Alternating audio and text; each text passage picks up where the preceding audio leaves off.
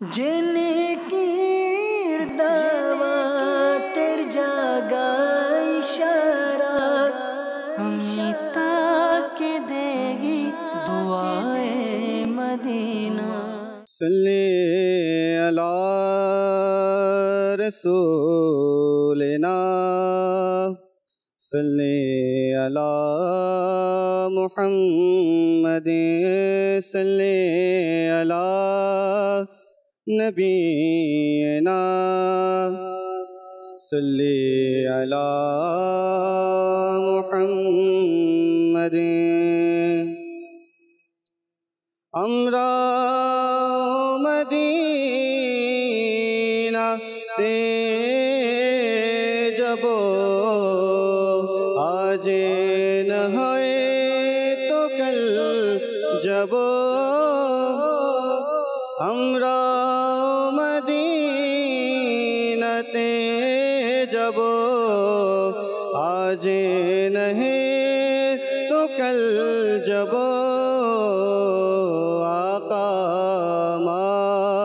দের ডাকিবেন আজ না হয় তো কাল যাব সাল্লে আলা सल्ले अला मुहम्मद सल्ले अला नबीना सल्ले अला मुहम्मद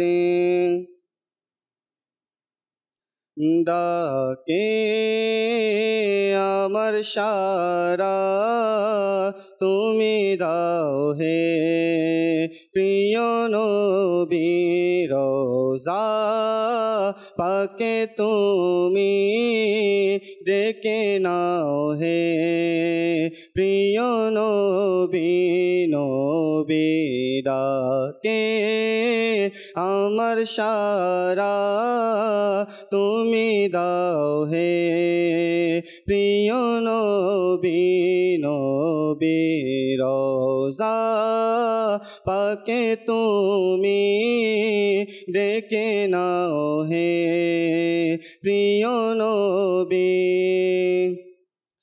ডাকে আমার সারা তুমি দাও হে প্রিয় নবী ডাকে আমার সারা তুমি দাও হে প্রিয় নবী রোজা পাকে তুমি ডেকে নাও হে প্রিয় নবী নবী রোজা পাকে তুমি ডেকে নাও হে প্রিয় নবী কত হাজিরা যায় তবদারে প্রিয় নবী কত হাজিরা যায় তবদারে প্রিয় নবী একবার এসে তুমি দেখা দাও হে প্রিয় নবী নবী একবার এসে তুমি দেখা দাও হে প্রিয় নবী নবী রোজা পাকে তুমি ডেকে নাও হে প্রিয় নবী তব দিদার পেতে আমি বেকুল প্রিয় নবী তব দিদার পেতে আমি বেকুল প্রিয় নবী স্বপ্নে এসে তুমি দেখা দাও হে প্রিয় নবী নবী স্বপ্নে এসে তুমি দেখা দাও প্রিয় নবী রোজা পাকে তুমি ডেকে নাও হে প্রিয় নবী দিনগুলি প্রিয় নবী আশায় যায় মারে কেটে দিনগুলি প্রিয় নবী আশায় যায় মারে কেটে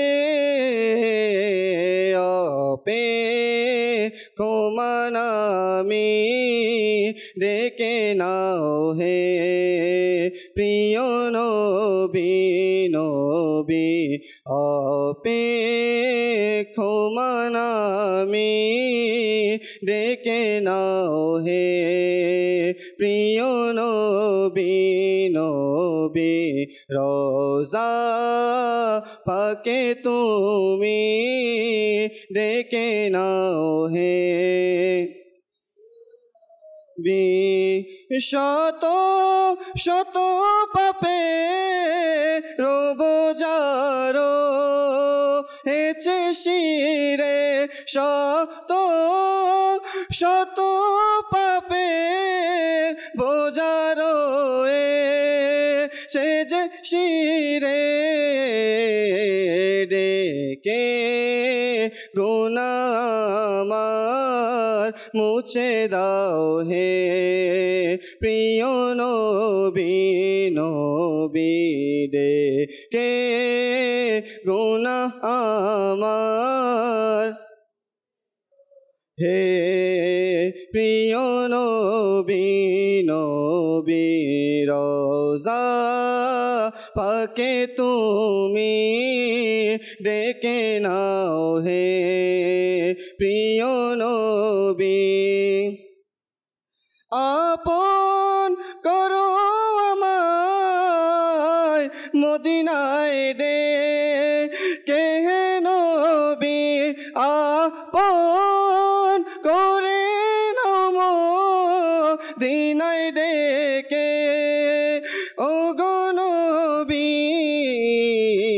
ডেকে নিয়ে এসে থায় রে খেনাও আমায় ও গো নবী নবী রোজা পাকে তুমি ডেকে নাও প্রিয় নবী ডাকে আমার সারা তুমি দাও হে প্রিয় নবী নবী ডাকে আমার সারা তুমি দাও হে প্রিয় নবী নবী রোজা পাকে তুমি ডেকে নাও হে প্রিয় নবী আলহামদুলিল্লাহি রাব্বিল আলামিন والصلاة والسلام على خاتم النبيين أما بعد فأعوذ بالله من الشيطان الرجيم بسم الله الرحمن الرحيم সকলেই পাঠ করি الصلاة والسلام عليك يا رسول الله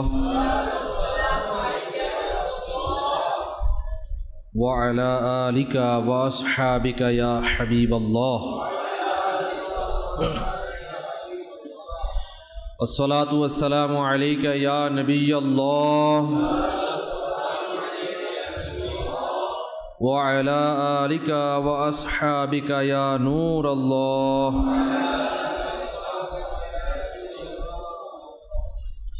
দুরুদে পাকের অগণিত ফজিলত এবং বারাকাত রয়েছে। আত-তারগীব ও তারহিব কিতাবুজ যিকির ওয়াদ দুআ দ্বিতীয় খণ্ড 326 নম্বর পৃষ্ঠার মধ্যে হাদিস নাম্বার 2590 নকল হয়েছে। প্রিয় নবী রাসূল আরবি আল্লাহ পাকের শেষ নবী রাহমাতুল্লিল আলামিন শাফিউল মুজনিবিন সাল্লাল্লাহু তাআলা আলাইহি ওয়া আলিহি ওয়াসাল্লাম ইরশাদ করেন, যে ব্যক্তি আমার উপর একদিনে 1000 বার দুরূদ শরীফ পাঠ করবে সে ততক্ষণ পর্যন্ত মৃত্যুবরণ করবে না যতক্ষণ না জান্নাতে নিজের স্থান দেখে নিবে। কতবার দুরূদ শরীফ? 1000 বার দুরূদ শরীফ। আমরা যদি চেষ্টা করি তাহলে আশা করি আমরা 1000 বার দুরূদ শরীফ পাঠ করাতে কামিয়াব হয়ে যাব। যেমন পড়ুন, সাল্লাল্লাহু আলা মুহাম্মদ, সাল্লাল্লাহু আলা মুহাম্মদ, সাল্লাল্লাহু আলা মুহাম্মদ। 3 বার হয়ে গেল। 3 বার পড়তে হয়তো 30 সেকেন্ড হয়েছে, তাহলে 1000 বার পড়তে বেশি সময় লাগার কথা নয়। দুরূদ শরীফের কথা শুনলে আমরা অনেকেই হয়তো মনে করি যে নামাজের মধ্যে যে দুরূদ শরীফ পাঠ করি এই দুরূদ শরীফই মনে পড়তে হবে।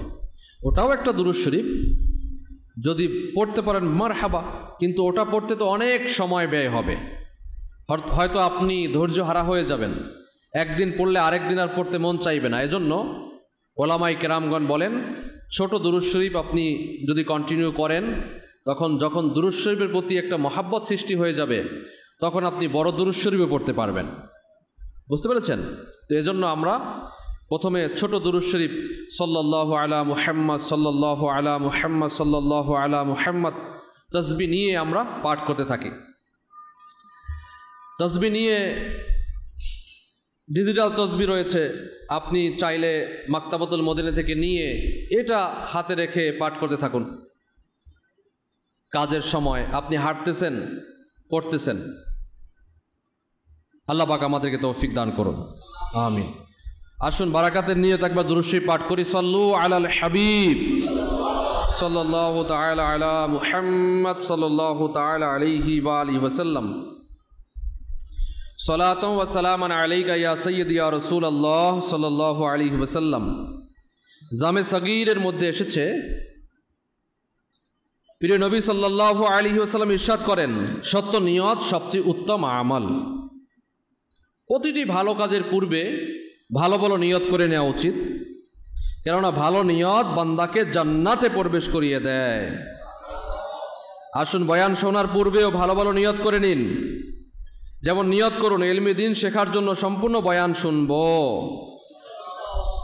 আদব সহকারে বসব, বয়ান চলাকালীন উদাসীনতা থেকে বেঁচে থাকব, নিজের সংশোধনের জন্য বয়ান শুনব, যা শুনবো অপরের কাছে পৌঁছানোর চেষ্টা করব ইনশাআল্লাহুল কারীম।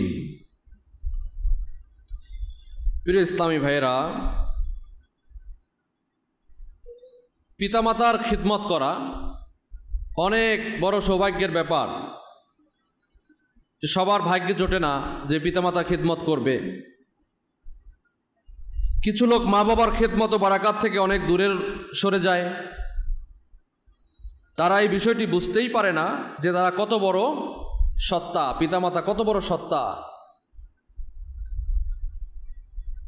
আমরা মায়ের সম্পর্কে অনেক বয়ান শ্রবণ করি। মায়ের দোয়া জান্নাতের পথ খুলে দেয়। মায়ের কদমের নিচে কি রয়েছে? সবাই বলে কি রয়েছে? জান্নাত রয়েছে। এবং মায়ের কদমকে জান্নাতের চৌখাটও বলা হয়েছে হাদিসে কারিমার মধ্যে। যে ব্যক্তি মায়ের কদম চুমো দিবে সেজন্য জান্নাতের চৌকাঠে চুমো দিবে। মা মাই হয়ে থাকে, এতে কোনো সন্দেহ নেই। মায়ের সাথে কারো তুলনা হয় না। দুনিয়াতে মায়ের বিকল্প নেই। কিন্তু পিতার খিদমত, সম্মান, শ্রদ্ধার দিক থেকে সেই জিনিস দেখা যায় না যা আসা উচিত। এবং বাবার সাথে ততটুকু ভালোবাসা প্রকাশ করা হয় না যা মায়ের সাথে করা হয়। অথচ আমাদের জীবনে পিতার এক বিশেষ গুরুত্ব ভূমিকা রয়েছে। আছে কি নাই? পিতার ভূমিকা আছে না? আছে।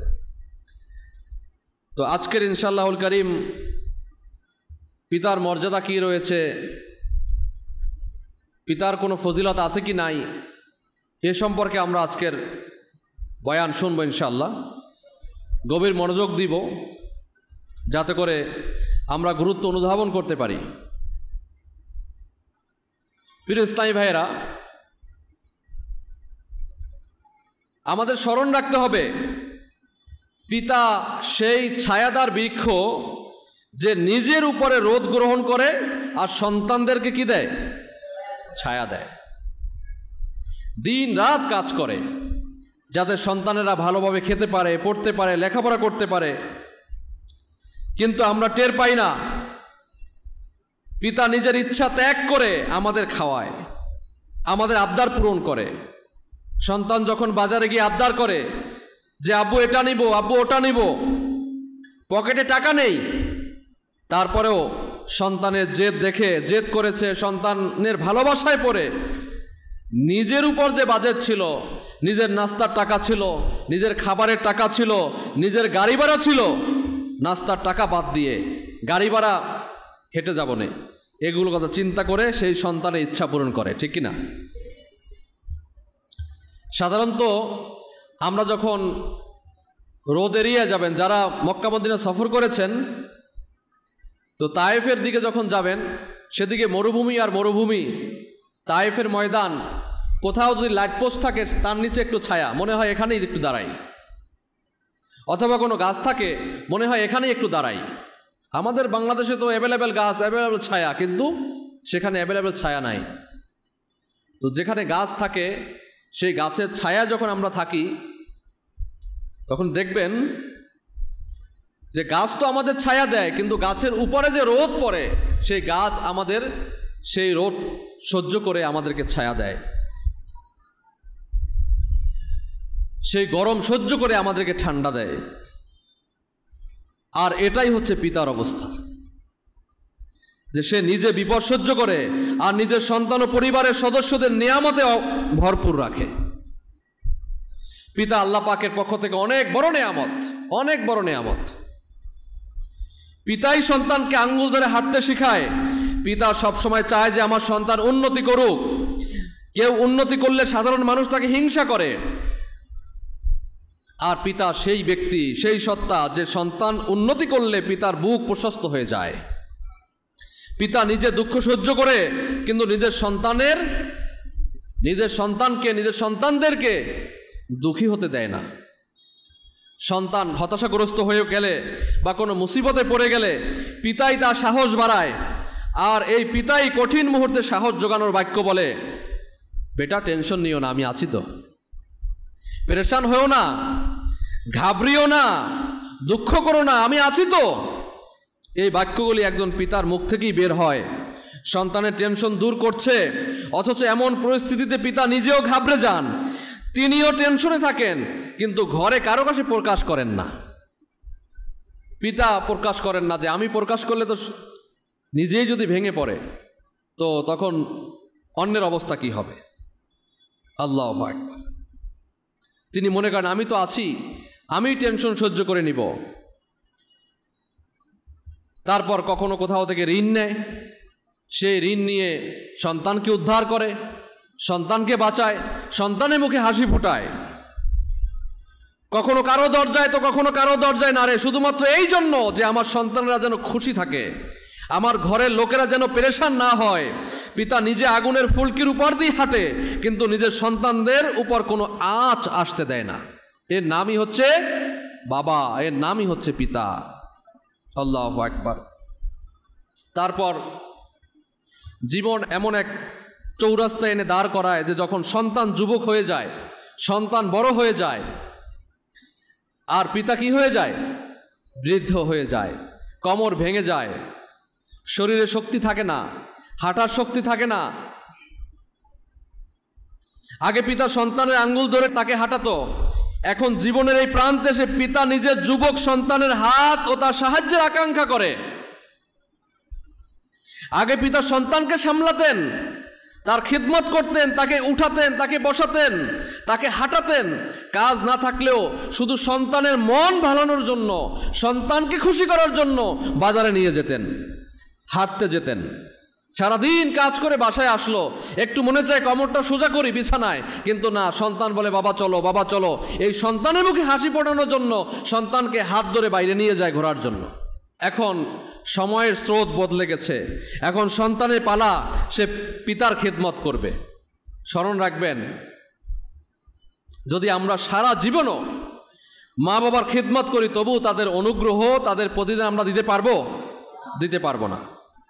কারণ তারা তখন আমাদের খিদমত করেছেন যখন আমরা হাঁটতে পারতাম না, চলতে পারতাম না, খেতে পারতাম না, আমরা বস্ত্রহীন ছিলাম, দুর্বল ছিলাম। তারা হিম্মত করে আমাদের লালন পালন করে একটি শক্তিশালী বৃক্ষ বানিয়েছেন, আমাদেরকে যুবক বানিয়েছেন, আমাদেরকে লালন পালন করে বড় করেছেন। এখন যখন তাদের খিদমতের পালা এসেছে, তখন আমাদের সৌভাগ্য মনে করে তাদের খিদমত করা উচিত। সৌভাগ্যবান সেই সন্তান যে পিতামাতা খিদমতের সুযোগ পায়।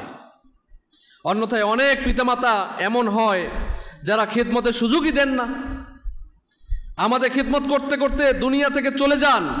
বান্দা বলে যে আমি তো চান্সই পাইনি, সে সময় পর্যন্ত পিতা আমাদেরই খাইয়েছেন, পিতাই আমাদের উপর মেহেরবানি করেছেন, আমাদের মাই আমাদের উপর মেহেরবানি করেছেন। আরে আমাদের তো সুযোগই দেয়া হয়নি, আমরা তাদের কোনো কিছুই করতে পারিনি, তাদের কোনো খেদমতই করতে পারিনি। নিশ্চয়ই সে অনেক বড় দুর্ভাগা, যাকে পিতামাতার খেদমতের সুযোগ দেয়া হয়েছে। সে বলে যে আমি এই বৃদ্ধ বা বৃদ্ধার কারণে পেরেশান হয়ে গিয়েছি, এত টাকা মায়ের পিছনে খরচ করব, এত টাকা বাবার পিছনে খরচ করব। এই সন্তানকে কি বলা যায় বলুন, যে নিজের পিতামাতা খেদমত করাকে বোঝা মনে করে? আল্লাহর কসম, এটা আমাদের টাকা সৌভাগ্য যে তা পিতামাতার জন্য খরচ হবে। আপনি টাকা ইনকাম করছেন, হতে পারে আপনার সংসার ঠিকমতো চলছে না, ওখান থেকে সামান্য টাকাও যদি পিতামাতাকে দেন, এটা টাকার সৌভাগ্য যে আপনার টাকা পিতামাতার জন্য খরচ হচ্ছে। কারণ সারা জীবনেই তারা আমাদের পিছনে খরচ করেছেন, যা কিছু দিয়েছেন তারাই দিয়েছেন। আমরা যা কিছু হয়েছি, আমাদের যা কিছু সম্মান, খ্যাতি, সম্পদ অর্জন হয়েছে, এগুলো কার জন্য পেয়েছি বলেন তো? বলি সবাই, পিতার জন্য। আর আমাদের অবস্থা এমন যে আমরা কখনো পিতার কৃতজ্ঞতা আদায় করি না। আমার মা আমাকে খাওয়ান, আমার মা আমাকে পান করান, আমার মা আমাকে বুকে জড়িয়ে ধরেন, আমার মা আমাকে সব কিছু এনে দেন। কাজেই এতটুকু তো চিন্তা করুন যে সেই মাকে টাকা কে দেন? মাকে টাকা কে দেন? মায়ের কাছে গিয়েই টাকা চাই, মাই টাকা দেন, মাই নাস্তার পয়সা দেন। বাবা ধমক দেয় অনেক সময়, এত টাকা খরচ কেন, কিভাবে হয়, কোচিংয়ের এত টাকা কেমনে হয়, একটু হেঁটে যাও না, ডেলি কি রিক্সায় যেতে হয়? এদিকে মা কি করেন? মা কিন্তু রিক্সায় নিয়ে যান, কিন্তু সন্তান মনে করে যে বাবা আমাদেরকে বকা দিচ্ছে। আরে বাবা, এই টাকা মা যে টাকা দিয়ে রিক্সায় নিয়ে যাচ্ছে, এই টাকা কোথায় পাচ্ছে? এই টাকাই তো বাবাই দিচ্ছে। বাবার এই শাসন, এটা সন্তানকে কষ্ট দেওয়ার জন্য নয়, সন্তানকে শেখানোর জন্য, ঠিক কিনা? পিতা হচ্ছে সমস্ত ঘরের স্তম্ভ, তার শুকরিয়া আদায় করা উচিত। তার কষ্ট বোঝে না ছেলে সন্তানরা, পিতার কষ্ট আসলে বোঝে না। পিতা সারা ঘরের উপকারী একজন পার্সন, পুরো ঘরের জন্য ছায়াদার বৃক্ষ হয়ে থাকেন, যিনি পরিশ্রম করেন, আমাদের ছায়া দেন, আমাদের অনুগ্রহ করেন। আমাদের কাছে যা কিছু আছে তা আমাদের পিতারই দান। নবী পাক সাল্লাল্লাহু আলাইহি ওয়াসাল্লামের যুগের একটি অত্যন্ত বেদনাদায়ক ঘটনা লক্ষ্য করুন। আল্লাহু আকবার। প্রিয় আক্কা মকি মাদানী মুস্তাফা সাল্লাল্লাহু আলাইহি ওয়াসাল্লাম এর দরবারে একজন ছেলে পিতার বিরুদ্ধে অভিযোগ নিয়ে উপস্থিত হলো যে ইয়া রাসূলুল্লাহ সাল্লাল্লাহু আলাইহি ওয়াসাল্লাম, আমার পিতা আমার সম্পদ নিতে চান, আমার পিতা আমার সম্পদ নিতে চান। নবী পাক সাল্লাল্লাহু আলাইহি ওয়াসাল্লাম ইরশাদ করলেন, পিতাকে নিয়ে আসো। তুমি যেহেতু অভিযোগ করেছো, তো তোমার পিতাকে, বাবাকে কি করো? নিয়ে আসো। বাবাকে নিয়ে আসা হলো। তো নবী পাক সাল্লাল্লাহু আলাইহি ওয়াসাল্লাম ইরশাদ করলেন, তোমার ছেলে বলছে যে তুমি তার সম্পদ নিতে চাও। তিনি আরজ করলেন, ইয়া রাসূলুল্লাহ সাল্লাল্লাহু আলাইহি ওয়াসাল্লাম, তাকে এটাও জিজ্ঞেস করুন সম্পদ নিয়ে আমি কি করি। আমি তো সম্পদ নেই, এটা নিয়ে আমি কি করি? তার থেকে টাকা নিয়ে সেই টাকা দিয়ে আমি কি করি? আমার আত্মীয় স্বজনদের মেহমানদারি করি এবং আমার স্ত্রী সন্তানদের প্রয়োজন মিটাই। তখনও আলোচনা চলছিল। এমন সময় জিবরাইল আমিন আলাইহিস সালাম উপস্থিত হলেন এবং বললেন, ইয়া রাসূলুল্লাহ সাল্লাল্লাহু আলাইহি ওয়াসাল্লাম, এই পিতা মনে মনে কিছু বলতে চাচ্ছেন আপনার দরবারে, আপনি সেই কথা তার শুনুন। হুজুর সাল্লাল্লাহু আলাইহি সাল্লাম তাকে বললেন যে আপনি যা মনে মনে বলতে চাচ্ছেন আপনি বলুন। নবী পাক সাল্লাল্লাহু আলাইহি সাল্লাম যখন এই গায়েবের সংবাদ দিলেন যে তুমি কিছু চিন্তা করছো, তুমি কিছু বলবা, তোমার ভিতরে কোনো বাক্য রয়েছে, কোনো কবিতা রয়েছে, তুমি শোনাও। তো এতে ওই বাবা বললেন, আল্লাহ পাক সবসময় আপনার মুজিজা দ্বারা আমাদের হৃদয়কে বিশ্বাস ও দৃষ্টি বৃদ্ধি করতে থাকেন। এখন সেই পিতা নবী পাক সাল্লাল্লাহু আলাইহি সাল্লামকে সেই কথাগুলো শোনাতে লাগলেন, যার অনুবাদ আপনাদেরকে শোনাচ্ছি। তিনি বলতে লাগলেন, ওই বাবা বলতে লাগলেন, আমি তোমাকে খাদ্য যোগান দিয়েছি যখন থেকে তুমি জন্মগ্রহণ করেছো, তোমার বোঝা বহন করেছি যখন তুমি ছোট ছিলে, আমার উপার্জিত অর্থ দিয়ে বারবার তোমাকে পরিতৃপ্ত করা হয়েছে, যখন কোনো রোগ দুঃখ হয়ে তোমার উপর আসতো আমি তোমার রোগের কারণে সারা রাত জেগে থাকতাম, আমার হৃদয় তোমার মৃত্যুতে ভয় পেত, যদিও বা আমি খুব ভালো করেই জানতাম যে মৃত্যু নিশ্চিত, সবার জন্য মৃত্যু নিশ্চিত, সবার কাছে মৃত্যু আসবে। আমার চোখ এমনভাবে প্রবাহিত হতো, অশ্রু প্রবাহিত হতো যেন সেই রাতে রোগ আমার হয়েছিল, তোমার নয়। অর্থাৎ তুমি অসুস্থ হতে আর কষ্ট আমার হতো, আমি অস্থির হয়ে যেতাম। আমি তোমাকে এভাবে লালন পালন করেছি যখন তুমি বড় হয়েছো এবং এই পর্যন্ত পৌঁছেছো যে আমার আশা ছিল এখন তুমি আমার কাজে আসবে। তখন তুমি আমাকে কঠোরতা ও কটু কথা দিয়ে প্রতিদান দিয়েছো। আহ আফসোস, যখন তুমি পিতা হওয়ার অধিকারের খেয়াল রাখলে না, তখন অন্তত এমন আচরণ করতে যেমন একজন প্রতিবেশীর সাথে অন্য প্রতিবেশী আচরণ করে, এতটুকু তো আমার খেয়াল রাখতে। সেই দুঃখী পিতা যখন নবী রাহমাত সাল্লাল্লাহু আলাইহি ওয়াসাল্লামকে এই কবিতা, এই বাক্য শোনালেন, তখন রাসূল পাক সাল্লাল্লাহু আলাইহি সাল্লামের চোখ থেকে অশ্রু প্রবাহিত হতে লাগলো। নবী পাক সাল্লাল্লাহু আলাইহি সাল্লাম সেই যুবক ছেলের জামার কলার ধরে ইরশাদ করলেন, যাও, তুমি এবং তোমার সম্পদ সকল কিছু তোমার পিতার। প্রিয় ইসলামী ভাইয়েরা, আপনারা শুনলেন তো, প্রিয় নবী রাসূল আরবি সাল্লাল্লাহু আলাইহি ওয়াসাল্লাম ইরশাদ করলেন যে তুমি এবং তোমার সব কিছুই তোমার পিতার। আজ কিছু সন্তান এমন রয়েছে যারা নিজেরা কোটি কোটি টাকা ইনকাম করে, কিন্তু বৃদ্ধ দুর্বল পিতার হাতে 2-4টা টাকা দিতে রাজি হয় না। অথচ কারো কারো অবস্থা এমন যে মায়া করে বৃদ্ধ পিতাকে টাকা দেয় তো বটে, কিন্তু তার আগে 1000টা খোঁটা শোনায়। এমন আপনারা হয়তো শুনে থাকবেন যে এই টাকা আমার, এগুলো আপনার, আর কত দিব? বারবার কেন টাকা চেয়ে থাকেন? কিছুদিন আগেই তো দিয়েছিলাম, এত খরচ করলে কিভাবে হবে? এত তাড়াতাড়ি টাকা শেষ করে ফেললে কিভাবে হবে? সব কি আপনাকে দিয়ে দিব? এখনো মাস শেষ হওয়ার আগেই টাকা শেষ করে ফেলেছেন। পিতার অবস্থা এমন ছিল যে তিনি নিজের উপার্জন দিয়ে আমাদের খাইয়ে খুশি হতেন। তার টাকায় যখন আমরা আরাম আয়েশ করতাম তখন তিনি কখনো মন খারাপ করতেন না। তিনি খাওয়াতে দিতে আরো কি মনে হতো যে আরো কিছু নিয়ে আসতাম, বাবা মনে করতেন আমি আরো কিছু নিয়ে আসতাম, তাহলে আমি আমার ছেলের মুখে, আমার মেয়ের মুখে, আমার স্ত্রী সন্তানদের মুখে আরো বেশিক্ষণ হাসি দেখতাম।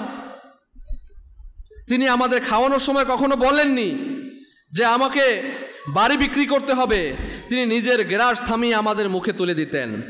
পিতা নিজে নতুন পোশাক কম পরিধান করতেন, কিন্তু আমাদের জন্য নতুন নতুন পোশাক ও নতুন নতুন জুতো এনে দিতেন।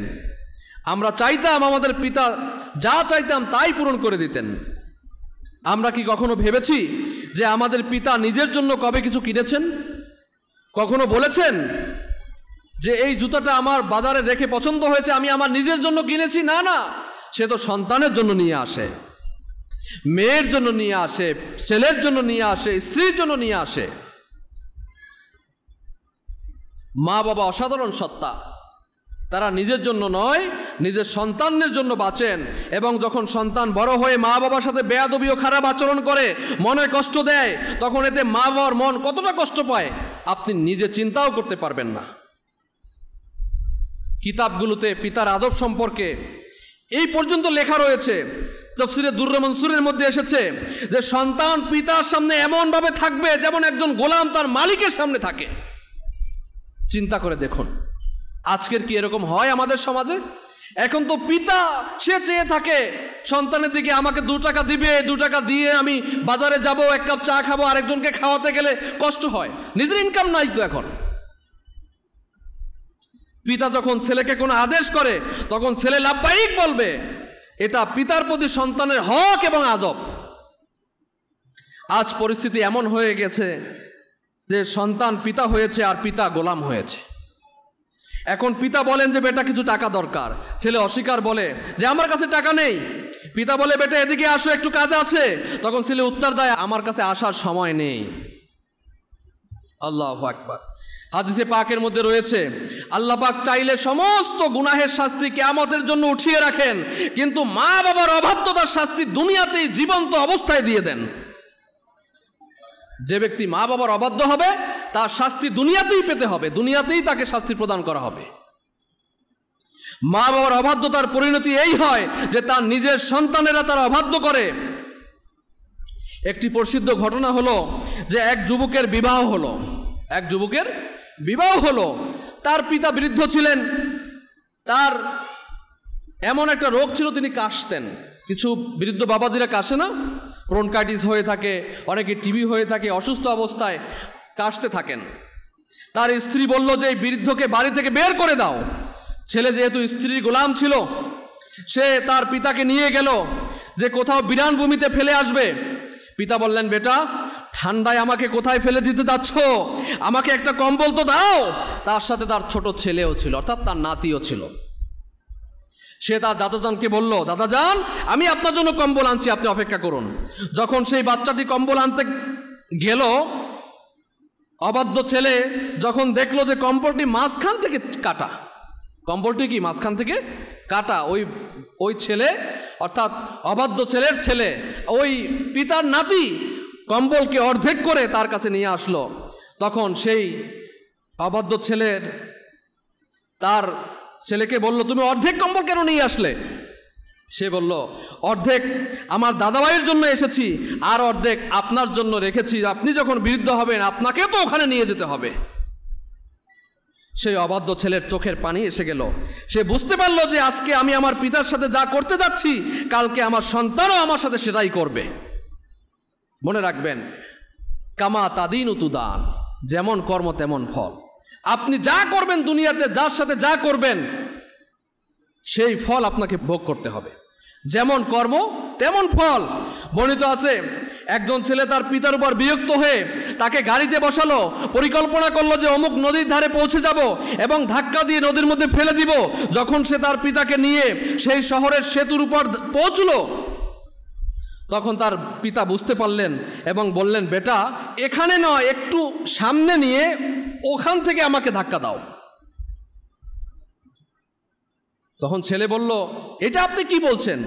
তিনি বললেন কারণ আমি আমার পিতাকে ঠিক এই জায়গায় ধাক্কা মেরেছিলাম।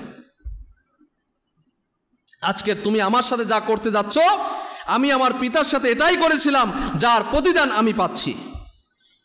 মনে রাখবেন এই দুনিয়া কর্মফলের জগৎ। যে সন্তান তার পিতার প্রতি শ্রদ্ধাশীল হয় তবে ভবিষ্যতে তার সন্তানও তার প্রতি শ্রদ্ধাশীল হবে। যদি আপনি কোথাও সন্তানদের তাদের পিতার হাত চুমু খেতে দেখেন তবে তাদের জিজ্ঞেস করুন যে মনে হয় আপনি আপনার পিতার সম্মান ও শ্রদ্ধা করেছেন, আপনিও মনে হয় আপনার পিতার সম্মান করেছেন। যে ব্যক্তি নিজের পিতার সম্মান করে আল্লাহ পাক তার সন্তানদের আনুগত্য করে দেন। সুতরাং নিজের পিতাকে ভালোবাসুন, তাদের সম্মান করুন, নিজের পিতা নিরুৎসাহিত করবেন না। কিছু অজ্ঞ মানুষ এমনও আছে যারা নিজের পিতার সাথে কথাও বলে না, দেখাও করে না। মা নিজের ছেলেকে আমার প্রিয় ইত্যাদি বলে বুকে জড়িয়ে নেয়, ভালোবাসার কথা বলে, যদিও পিতা স্পষ্ট খোলাখুলিভাবে বলে না, কিন্তু বাস্তবে তিনিও সন্তানদের ভালোবাসেন। কি বলেন, পিতা কি সন্তানকে ভালোবাসেন না? অবশ্যই বাসেন। তাই তো সন্তানদের জন্য সব কিছু করেন। তিনি মুখ দিয়ে বলেন না, কিন্তু অন্তর সন্তানের ভালোবাসায় পূর্ণ থাকে। অন্তত তাকে তো স্বীকার করুন। পিতার ভালোবাসার কখনো প্রতিদান দিন, যে আপনার পিতা আপনাকে ভালোবাসতো, আপনার বাবা আপনাকে খাইয়েছে পরিয়েছে। কখনো ছেলে পিতাকে বলুন যে আজকের আমি যা কিছু হয়েছি আপনার কারণেই হয়েছি। হ্যাঁ, পিতাকে এতটুকু বলতে আমাদের কি সমস্যা আছে নাকি? যে আমি যা কিছু হয়েছি আপনার কারণেই হয়েছি। এটা শোনার পর হয়তো নিশ্চয়ই পিতার চোখে পানি এসে যাবে, আপনার জন্য দিল থেকে তার দোয়া বের হবে। সুবহানাল্লাহ, আল্লাহু আকবার। আল্লাহ তাআলা আমাদেরকে বোঝার আমল করার তৌফিক দান করুন। আল্লাহু আকবার। হিলিয়াতুল আউলিয়া এর ৮ম খণ্ড মধ্যে রয়েছে, এক ব্যক্তির 4 ছেলে ছিল। এক ব্যক্তির কয়জন ছেলে? সবাই বলি কয়জন? 4 ছেলে ছিল। সে অসুস্থ হয়ে পড়লে তার এক ছেলে তার ভাইদের সামনে এসে খুব একটা অদ্ভুত ফর্মুলা দিল। অদ্ভুত ফর্মুলা, যে তোমরা 3 জন মিলে আব্বার সেবা করো, যেহেতু তোমরা এত বড় নেকি উপার্জন করবে, সেহেতু উত্তরাধিকার থেকে অংশ নিও না। মানে তার যে রেখে দেওয়া সম্পদ, এইটার কোনো অংশ তোমরা নিবে না, সব অংশ আমি নিব। অথবা আমাকে এই কাজটি করতে দাও, অর্থাৎ আমার আব্বার খেদমত করতে দাও, আমি আমার বাবার সেবা করব, সব খেদমত আমিই করব, আমি উত্তরাধিকার থেকে কিছু নিব না, আমার বাবার সম্পত্তি থেকে আমি কিছু নিব না। খুব অদ্ভুত প্রস্তাব ছিল। টাকা পয়সা জমি দৌলত এটা কেউ ছাড়তে চায় বলেন? হ্যাঁ, জনপদের মোড়ে যদি 1% কেউ মালিক হয় আর 4 ছেলে, কোনো ছেলে ছাড়বে নাকি? তো মাথা মানে ফাটিয়ে ফেলবে এই 1% নেওয়ার জন্য। কিন্তু ওই যে ভাই প্রস্তাব দিল, সে জানতো যে পিতার খিদমত কি, পিতার সম্মান কি, পিতার মহত্ব কি, পিতার শ্রেষ্ঠত্ব কি, এটা ওই সন্তান জানতো। সুতরাং ওই 3 ভাই বলল, এর চেয়ে ভালো কি হতে পারে যে তুমি পিতার খেদমত করো এবং উত্তরাধিকার থেকে কিছু নিও না। যাই হোক, এই ফর্মুলা ঠিক হয়ে গেল।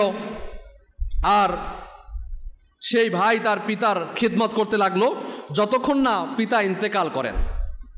পিতার মৃত্যুর পর্যন্ত ওই একাই তিনি খিদমত করেছেন। সেই খেদমতগার ছেলে বাবার উত্তরাধিকার থেকে কিছুই নিলেন না, কারণ সে ওয়াদা করেছিল যে আমি পিতার খেদমত করব, তাই উত্তরাধিকার থেকে আমি কোনো অংশ নিব না। এখন কি হলো, এক রাতে সে ঘুমিয়ে পড়ল, স্বপ্নে একটি আওয়াজ শুনতে পেল। কেউ বলছিল অমুক জায়গায় যাও এবং সেখানে 100 দিনার অর্থাৎ 100 সোনার মুদ্রা আছে, সেগুলো নিয়ে নাও। সেই ব্যক্তি ওই সেই খেদমতদার সন্তান স্বপ্নে যিনি তাকে বলছিলেন তাকে জিজ্ঞাসা করলো যে এই 100 দিনারের কি বরাকাত আছে? সে বলল বরকত নাই। সকালে উঠে সেই ব্যক্তি তার স্ত্রীকে বলল, আমি স্বপ্নে একটি জায়গা দেখানো হয়েছে আমাকে, যে সেখানে 100 দিনার রয়েছে, কিন্তু আমি নিতে অস্বীকার করেছি কারণ সেগুলোতে বারাকাত নেই।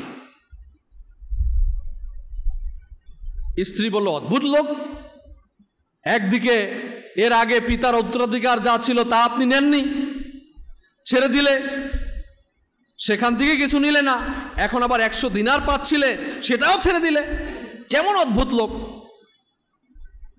তুমি তো গরিব, এগুলো তো নিতে পারতে কমপক্ষে। বলল, আমি সেই মাল নিতে চাই না যাতে বারাকাত নাই, আমি সেই মালই নিব যেই মালে কি আছে? বারাকাত আছে। দ্বিতীয় রাতে সে ঘুমিয়ে পড়ল, আবার স্বপ্নে একটা জায়গা দেখতে পেল, অমুক জায়গায় সোনার 10 আশরাফি আছে, সেগুলো নিয়ে নাও।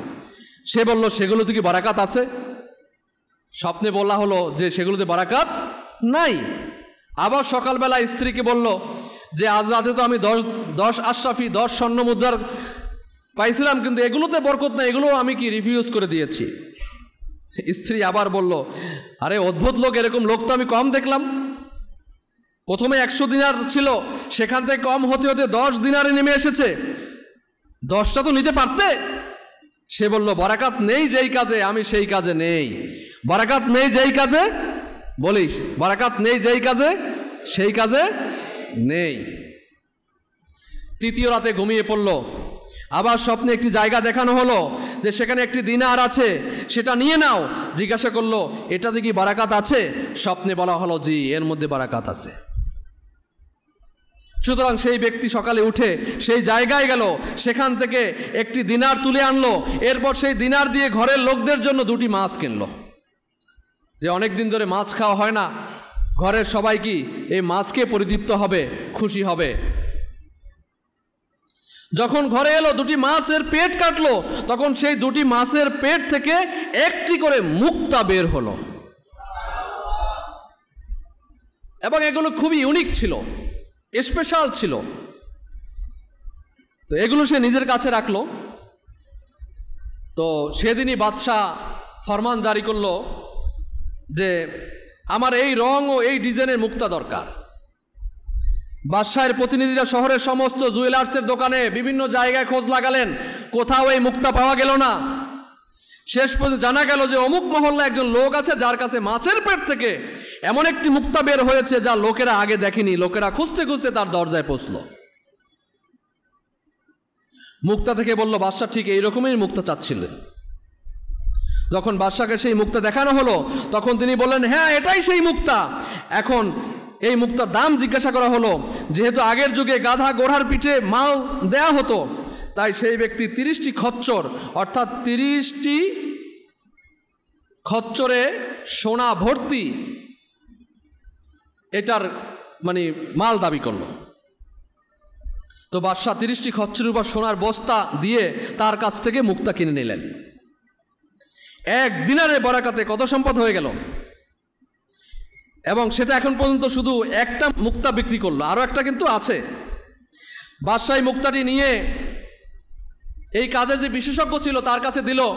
সে বলল, বাদশাকে বলল যে একটি মুক্তা দিয়ে এর সৌন্দর্য হবে না, 2টো লাগবে। তখন আবার খোঁজা আরম্ভ হলো, এই ব্যক্তির নিকট আসলো। তখন বাদশাহ বলল, যদি এর চেয়ে দ্বিগুণ দামও দেয়া লাগে আমি দিব, কিন্তু মুক্তা চাই। ওই ব্যক্তির কাছ থেকে আগে কয়টা খচ্চর ছিল? 30টি। এবার 60টি খচ্চরের উপর সোনার বস্তার বিনিময়ে সেই মুক্তা কিনে নিল। প্রিয় ইসলামী ভাইয়েরা, এই ঘটনা থেকে আমরা পিতার খিদমতের পাশাপাশি এটাও শিখতে পারলাম যে নিঃসন্দেহে অল্প সম্পদে বারাকাত রয়েছে। অল্প সম্পদে বারাকাত রয়েছে, যেটা সেই বেশি সম্পদ থেকেও ভালো, যা হারাম হয় এবং বরকত শূন্য নয়। যাই হোক, এই ছেলেটি পিতার খিদমত করলো, আর আল্লাহ পাক তাকে গায়েবের খাজানা থেকে সম্পদশালী করে দিলেন। প্রিয় ইসলামী ভাইয়েরা, মাদানী চ্যানেল বাংলা দর্শক শ্রোতা, এই ঘটনায় পিতামাতা এবং সন্তান উভয়ের পক্ষে শিক্ষা রয়েছে। পিতামাতা বলেন যে সন্তানের জন্য অনেক কিছু রেখে যেতে হবে। আরে ভাই, সন্তানের জন্য উপার্জন করছি, সন্তানের জন্য ঘর বানাচ্ছি, ফ্যাক্টরি বানাচ্ছি, কারখানা বসাচ্ছি, দোকান খুলছি, ব্যবসা বানাচ্ছি, প্লট কিনতেছি, সন্তানের জন্য সব কিছু চিন্তা করা হয়। কিন্তু এটা চিন্তা করা হয় না যে সন্তানের জন্য হালাল উপার্জন করলাম না হারাম উপার্জন করলাম, সন্তানদের কিভাবে প্রতিপালন করলাম, সন্তানের কি শিখাচ্ছি, সন্তানের পড়াশোনায় কত মনোযোগ, সন্তানের ইসলামী শিক্ষা দিতে আমরা কতটুকু পেরেছি, নৈতিক শিক্ষা তাকে কতটুকু দিয়েছি। যে ব্যক্তি সন্তানের জন্য সম্পদ রেখে যায় এবং সন্তানদের ভালো প্রতিপালন না করে, যদি তারা সেই সম্পদ নিয়ে হারাম কাজ করে, তবে তাকে আযাব ভোগ করতে হবে। হযরত ওমর ইবনে আব্দুল আজিজ রাহমাতুল্লাহি তাআলা আলাইহি সম্পর্কে বর্ণিত আছে যে তিনি যখন দুনিয়া থেকে বিদায় নিচ্ছিলেন, তখন তার কাছে খুব সামান্য সম্পদ ছিল। কেউ বলল, আপনি আপনার সন্তানের জন্য কিছুই রেখে যাননি? তিনি রাহমাতুল্লাহি তাআলা আলাইহি কি চমৎকার উত্তর দিলেন যে যদি আমার সন্তানের আল্লাহ পাকের অবাধ্য হয়, তবে আমি তাদের জন্য কিছুই রেখে যাওয়া ঠিক নয়, কেননা তারা তা খারাপ কাজে খরচ করবে। এবং যদি তারা আল্লাহ পাকের আনুগত্য হয়, তবে আল্লাহ পাক তাদেরকে গায়েবের খাজানা থেকে দান করবেন। তিনি তাদের নিজেই ধনী করে দিবেন এবং তাদের রুজিতে বারাকাত দান করবেন। সুবহানাল্লাহ। এরকম আছে কি নাই? আছে না? আফসোসের ব্যাপার। আল্লাহু আকবার। আসুন হাদিসে মুবারকা থেকে পিতার শান মর্যাদা আমরা শ্রবণ করি। কিছু লোক শুধুমাত্র মায়ের সাথে সম্পর্ক রাখে, পিতার সাথে ঝগড়া করে। এমনটা করা উচিত নয়। পিতারও সম্মান ও শ্রদ্ধা করা অপরিহার্য। নবী পাক সাল্লাল্লাহু আলাইহি ওয়াসাল্লাম ইরশাদ করেন, পিতা জান্নাতের মধ্যবর্তী দরজা, তোমার ইচ্ছা তুমি তার হিফাজত করো অথবা তাকে ছেড়ে দাও। তিরমিজি শরীফের হাদিস। জান্নাতের মধ্যবর্তী কি দরজা? দরজা। মুসলিম শরীফের মধ্যে ইরশাদ হয়েছে, সন্তান পিতার হক আদায় করতে পারবে না এমনকি যদি সন্তান নিজের পিতাকে গোলাম হিসাবে পেল এবং তাকে কিনে আজাদ করে দেয়। তিরমিজি শরীফের আরেকটি হাদিসে পাক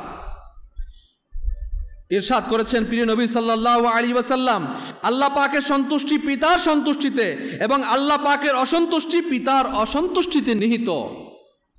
সহজ ভাষায় যদি বলা যায় যে যার উপর তার বাবা সন্তুষ্ট তার উপর আল্লাহও কি সন্তুষ্ট, যার উপর বাবা অসন্তুষ্ট তার উপর আল্লাহ পাকও অসন্তুষ্ট। আল্লাহ পাকে প্রিয় নবী সাল্লাল্লাহু আলাইহি ওয়াসাল্লামের দরবারে কে উপস্থিত হয়ে আরজ করলেন, ইয়া রাসূলুল্লাহ সাল্লাল্লাহু আলাইহি ওয়াসাল্লাম, আমার উত্তম চরিত্রের সবচেয়ে বেশি হকদার কে? ইরশাদ করলেন তোমার মা। এরপর আরজ করলো এরপর কে? ইরশাদ করলেন তোমার মা। এরপর আরজ করলো এরপর কে? ইরশাদ করলেন তোমার মা। সে আবার আরজ করলেন এরপর কে? তখন তিনি ইরশাদ করলেন তোমার পিতা। নবী পাক সাল্লাল্লাহু আলাইহি সাল্লাম এর সত্যবাদী মুখ থেকে যে কথা বের হয় তা প্রজ্ঞাময় হয়ে থাকে। শেষ পর্যন্ত হুজুর আকরাম সাল্লাল্লাহু আলাইহি সাল্লাম তিনবার মা সম্পর্কে কেন বললেন? মায়ের মর্যাদা তিনবার কেন বললেন? ওলামা ইকরামগণ বলেন মায়ের তিনটি অনুগ্রহ রয়েছে। নাম্বার 1, মা গর্ভধারণ করেছেন। নাম্বার 2, প্রসবের সময় সে কষ্ট সহ্য করেছেন। নাম্বার 3, সন্তানের প্রতিপালন করেছেন। আর পিতার একটি অনুগ্রহ রয়েছে যে তিনি সন্তানের প্রতিপালন করেন। পিতার যদিও একটি হক, মায়ের 3টি হক রয়েছে, কিন্তু মনে রাখবেন এটার মানে এই নয় যে পিতার আদব একেবারেই নেই। বরং ওলামায়ে কেরাম লিখেছেন মায়ের খেদমত বেশি করবে এবং পিতার ইজ্জত বেশি করবে, কারণ তিনি তোমার মায়ের স্বামী এবং তোমার মায়ের মাথার মুকুট।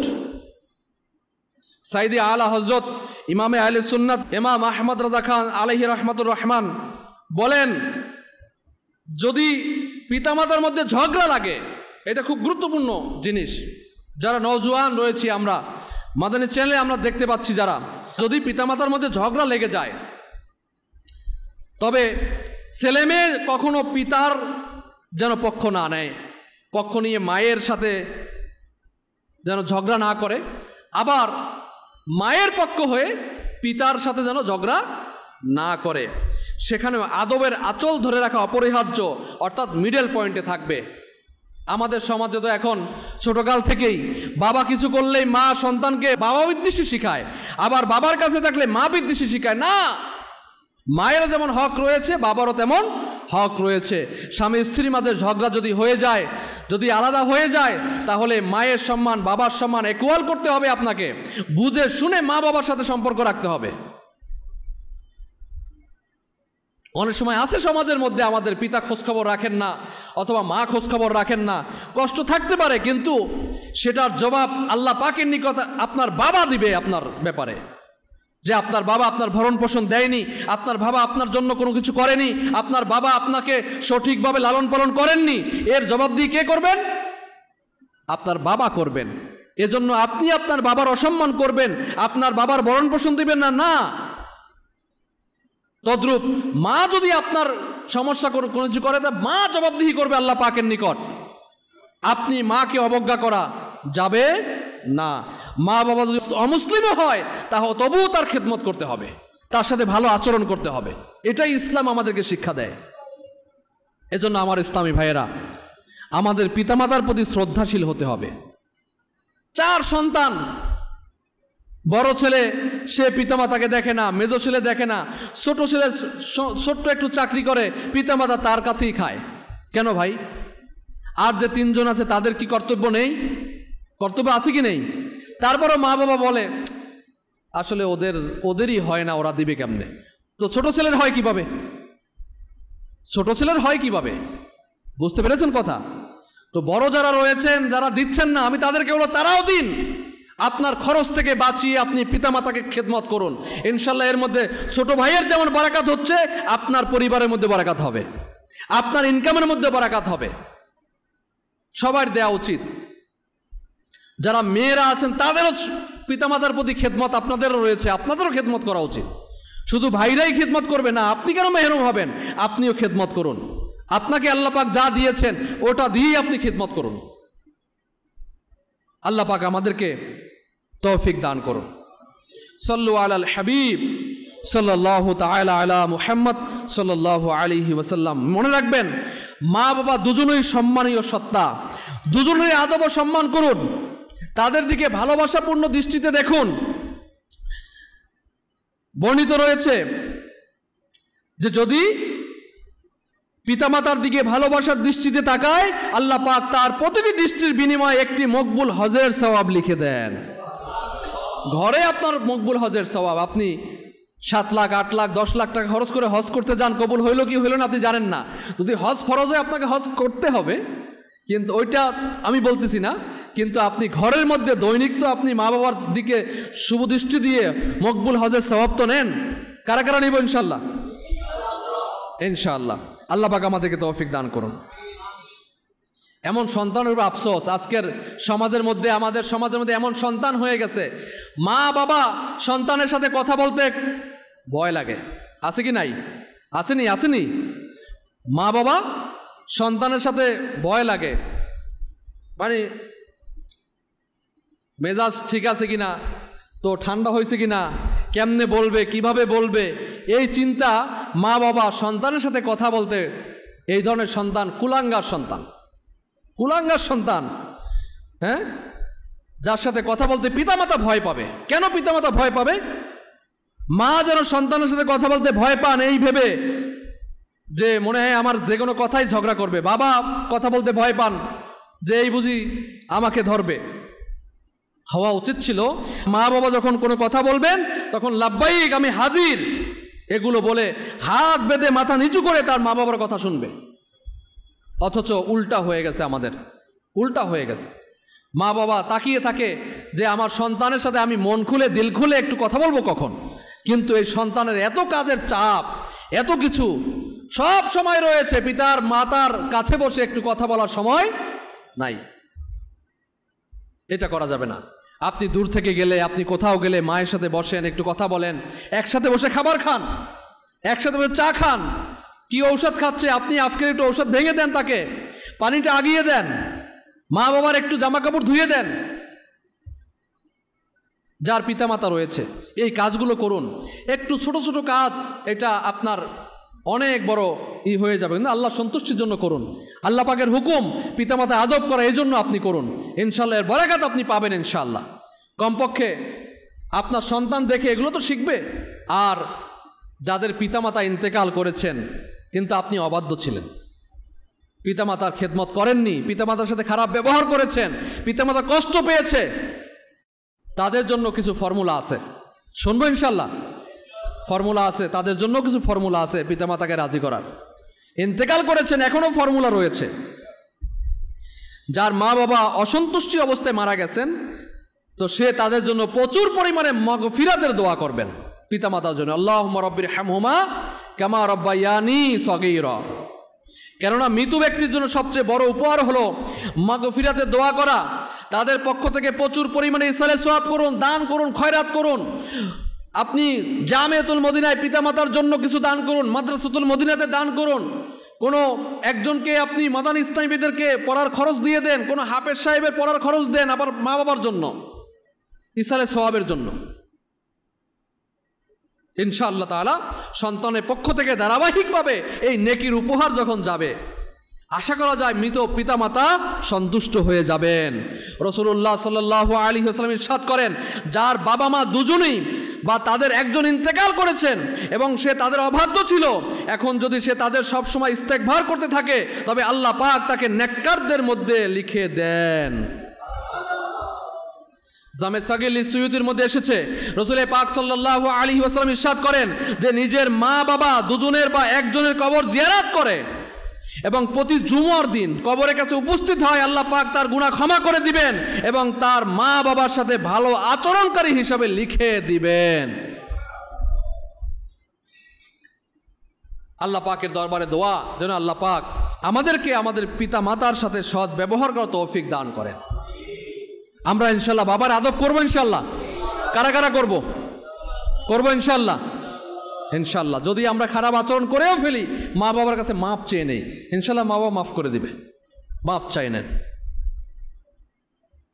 মাপ চেয়ে নিন। যদি আমি আগেও বলছি এখনো বলি, মা বাবার পক্ষ থেকে যদি কোনো জুলুম আপনার উপর হয় সেটার জবাব সে দিবে, এর জন্য আপনি পিতামাতার প্রতি কোনো জুলুম করবেন না। বুঝতে পেরেছেন? এজন্য পিতামাতার জন্য দোয়া করব আমরা। এই ইজতেমায় আসার বদলে আমরা শিখলাম। আর দাওয়াত ইসলামী যিনি প্রতিষ্ঠাতা আল্লামা ইলিয়াস কাদরি দামাত বরকাতুন আলিয়া পেশা হুজুরে সব সময় আমাদেরকে পিতামাতার খেদমতের জন্য উৎসাহ প্রদান করেন।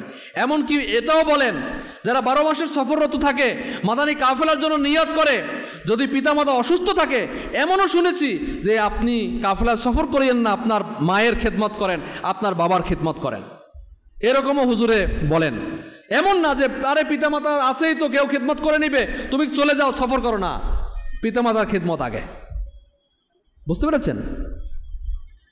তাই তো তিনি তার মুসলমানদেরকে তিনি সবক দিয়েছেন, সবকনামা লিখে দিয়েছেন। পীর সাহেবের পক্ষ থেকে সবক থাকে না, তো পীর সাহেব হুজুরের পক্ষ থেকে সবকনামা লিখে দিয়েছেন 72 নেক আমল।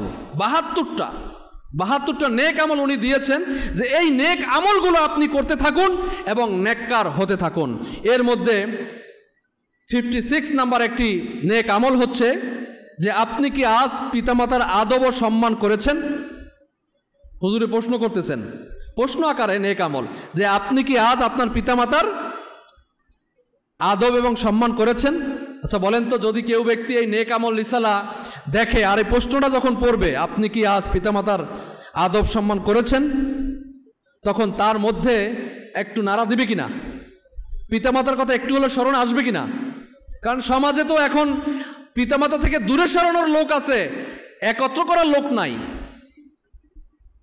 মেশিন তো ঘরে আপনি নিয়ে আসছেন আপনার স্ত্রী, যে পিতামাতা থেকে দূরে সরাই দেয়। সব স্ত্রী না, কিন্তু ম্যাক্সিমাম এরকম হয়ে গেছে, পিতামাতা থেকে দূরে সরাই দেয়। তাহলে আলাদা থাকবে, আলাদা থাকার মন মাইন্ড এইটা বুঝে না যে আমরাও বৃদ্ধা হব, তা আমার সন্তানও হচ্ছে, আমার সন্তানও তো আমাদেরকে আলাদা করে দিবে।